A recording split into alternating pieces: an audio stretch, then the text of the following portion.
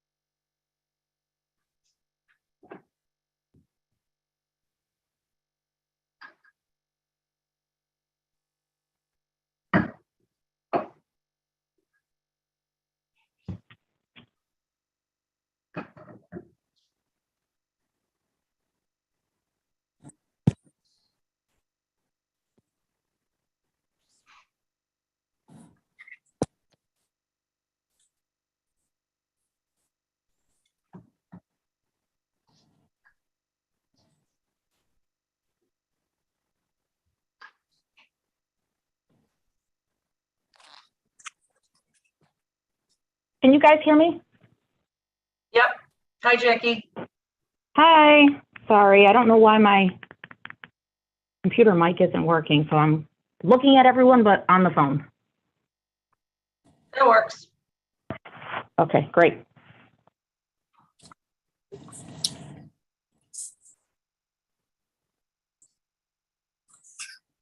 Hi, Sabrina. Miss President, how are you? Good. Good morning. Everybody, we're live on YouTube, just a heads up. Ready? The December 23rd, 2022 meeting of the Monroe County Legislative District Revision Commission will now come to order. Will the clerk please call the roll? Mr. Colby. Here. Mr. Colby is present.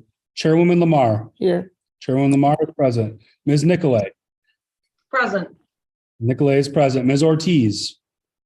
Here. Ms. Ortiz is present, and Ms. Roman. Here. Ms. Roman is present. Please stand for the Pledge of Allegiance. I pledge allegiance. Pledge allegiance to the flag of the United States of America and to the republic for which it stands, one nation, under God, indivisible, with liberty and justice for all.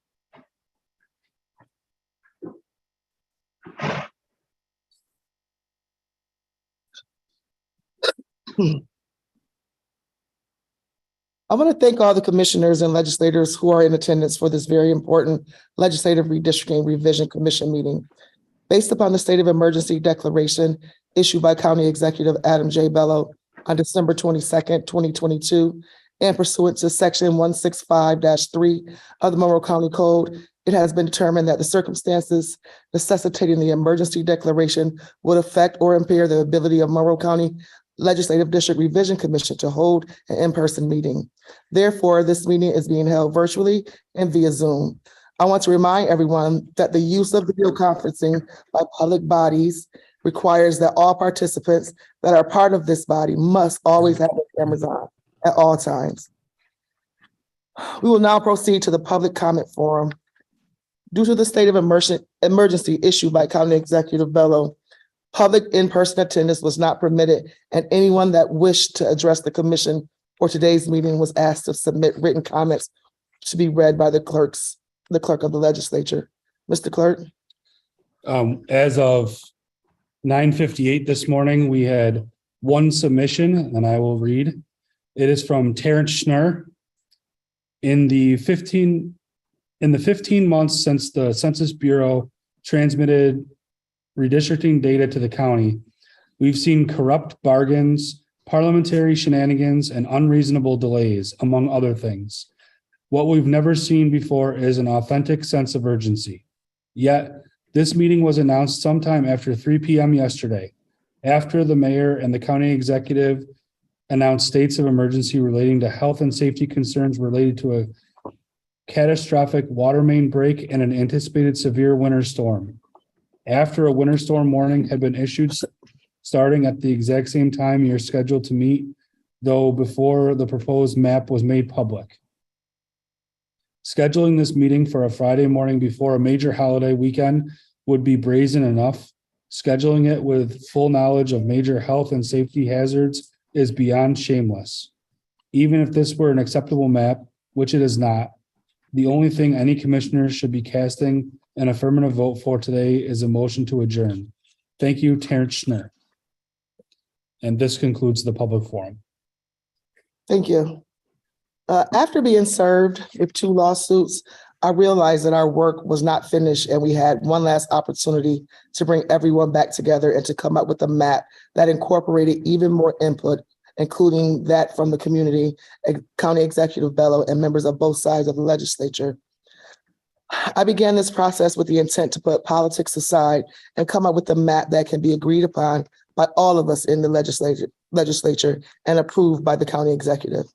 After the last several weeks of meeting under pressure of time, we reached a breakthrough on another historic bipartisan redistricting proposal that builds on the progress of the Crescent map to create 6 Black majority districts while preserving communities of interest, maintaining municipal boundaries, and ensuring equity for all Monroe County voters. This map includes 6 majority Black districts and takes into account as many of the concerns of this community as possible. With that being said, I would like to introduce our new final map to the Legislative District Revision Commission and open up the floor for discussion.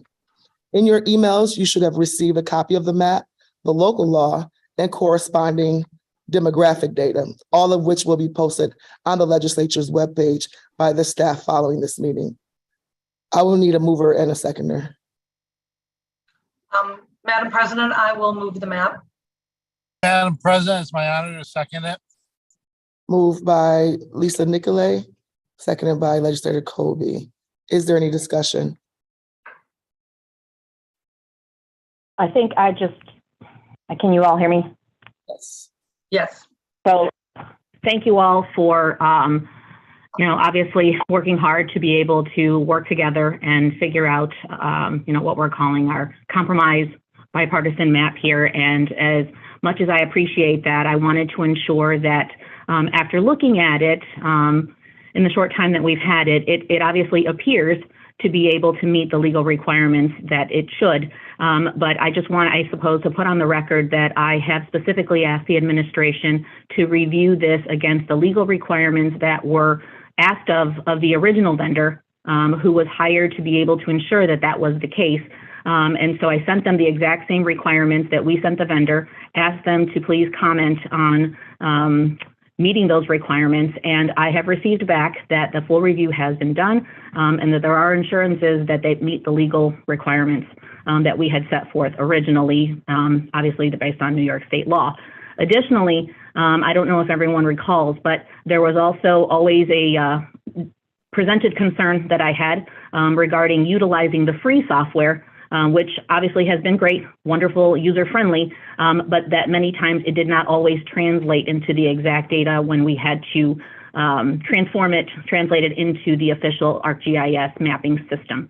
So I've also asked that question and have been provided the response that our city GIS department has in fact reviewed the redistricting map that's been provided in the free software, translated it over, and that the boundaries and block level data does in fact match, and there should be no issue with translating this over into an official map that the Board of Elections must use for official implementation.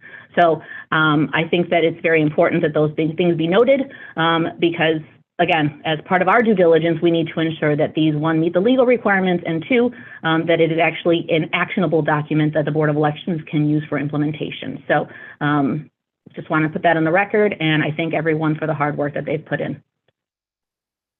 Thank you, Commissioner. Is there any other discussion? Madam President, if I could just add that I do appreciate everybody's work. I know this was a big team effort and a lot of people helped. And I know on behalf of the Board of Elections or Commissioner Ortiz and I appreciate the timing so that we are well prepared to move into the 2023 election and that we can get those maps formulated into our system so that we'll be ready to help candidates in a few months. So thank you. Thank you. Is there any other discussion? Seeing no further discussion, I would now like to hold the vote to put forward the map that was just introduced on to the full legislature for review and adoption. Roll call, please, Mr. Clerk. Mr. Colby. Yes. Colby votes yes. Ms. Nicolay. Yes. Ms. Nicolay votes yes. Ms. Ortiz. Yes. Ortiz votes yes. Ms. Roman. Yes. Roman votes yes. And Chairwoman Lamar. Yes. Chairwoman Lamar votes yes. Motion to recommend the new map to the full legislature passes. Thank you. Today is a proud moment. I want to again thank everyone who played a role in getting us to this point today.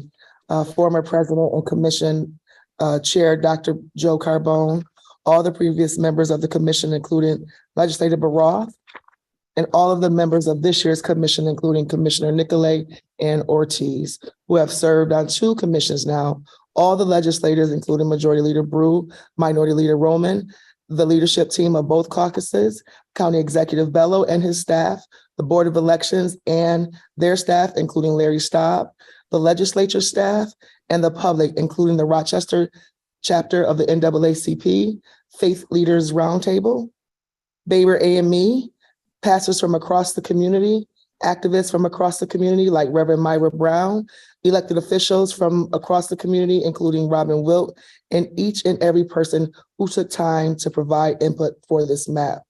From the bottom of my heart, thank you. This is truly a historic moment in Monroe County history.